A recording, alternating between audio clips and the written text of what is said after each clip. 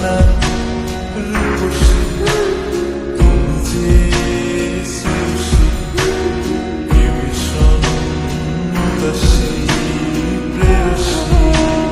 না না না না না জীবনের গলিতে গানের কলিতে চাইছি বলতে ভালোবাসি। চোখের জলের আড়ালে নশ্বর হয়ে দেখেছিলে যন্ত্রণারে আগুন নিয়ে পড়েছি যে কোথনিকা।